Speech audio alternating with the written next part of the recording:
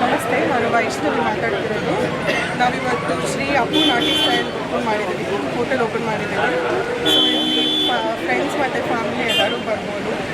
ನಮ್ಮಲ್ಲಿ ತುಂಬ ವೆರೈಟೀಸ್ ಇದೆ, ಸೊ ಬಂದು ಎಲ್ಲರೂ ಎಂಜಾಯ್ ಮಾಡ್ತೀವಿ. ಸೊ ಅಪ್ಪು ಅಂತ ಹೆಸರಿಡೋದಕ್ಕೆ ಏನು ಕಾರಣ ಮೇಡಮ್? ಇದು ಎಲ್ಲರಿಗೂ ಇಷ್ಟ ಆಗಿತ್ತು. ಸೊ ನಾವು ಮನೇಲಿ ಅಂದ್ಕೊಂಡಿದ್ವಿ, ಅಪ್ಪು ಅಂತ ಅಂದರೆ ಶ್ರೀ ಅಂತ ಅಂದರೆ ಲಕ್ಷ್ಮಿ, ಅಪ್ಪು ಅಂತ ಅಂದರೆ ಗಣೇಶ. ಸೊ ಲಕ್ಷ್ಮೀ ಗಣೇಶ ಅಂತ ನಾವು ಸೊ ಒಂದು ಗ್ರ್ಯಾಟಿಟ್ಯೂಡ್ ಕೊಟ್ಟಂಗೆ ಅಪ್ಪು ಗ್ರ್ಯಾಟಿಟ್ಯೂಡ್. ಸೊ ಏನೇನು ವೆರೈಟೀಸ್ ಇದೆ ಮೇಡಮ್ ಇಲ್ಲಿ ನಾಟಿ ಸ್ಟೈಲ್ ಅಂದಾಗ? ಈ ರೋಡಲ್ಲಿ ತುಂಬಾ ಹೋಟೆಲ್ ಫೀಲ್ಡಲ್ಲಿ ತುಂಬಾ ಕಾಂಪಿಟೇಷನ್ ಇದೆ. ಸೊ ನಿಮ್ಮದು ಹೋಟೆಲ್ ಏನು ವೆರೈಟಿಯಲ್ಲಿ ಏನು ಎಕ್ಸ್ಪೆಕ್ಟ್ ಮಾಡ್ಬೋದು ಜನ? ನಾಟಿ ಸ್ಟೈಲ್ ಆಗಿರೋದ್ರಿಂದ ನಾವು ಮಟನ್ ಬಿರಿಯಾನಿ ಮತ್ತು ಚಿಕನ್, ಗುಂಟೂರು ಚಿಕನ್ನು ಮತ್ತು ಇದೆಲ್ಲ ಸ್ಪೆಷಲ್.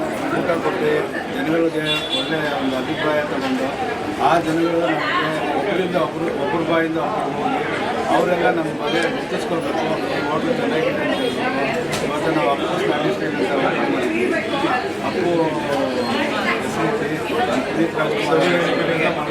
ಅವ್ರಿಗೋಸ್ಕರ ನಾವು ಅವ್ರ ಅಭಿಮಾನಿಗಳು ನಾವೆಲ್ಲ ಅವ್ರಿಗೋಸ್ಕರ ಒಂದು ಹೋಟ್ಲು ಸ್ಟಾರ್ಟ್ ಮಾಡಿದ್ವಿ.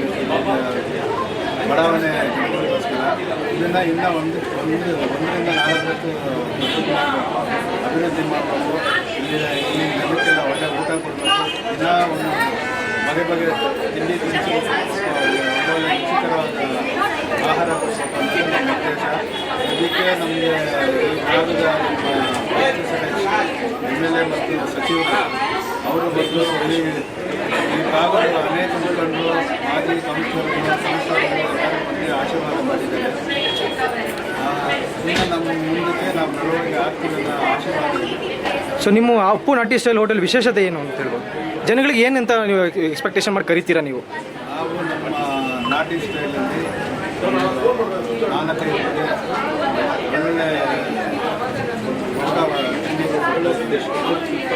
ತುಂಬ ಟೇಸ್ಟಾಗಿ ಕೊಡ್ತಾ ಇದ್ದೀವಿ. ಅದಕ್ಕೋಸ್ಕರ ನಾವು ಎಲ್ಲ ಜನಗಳು ಇಲ್ಲಿ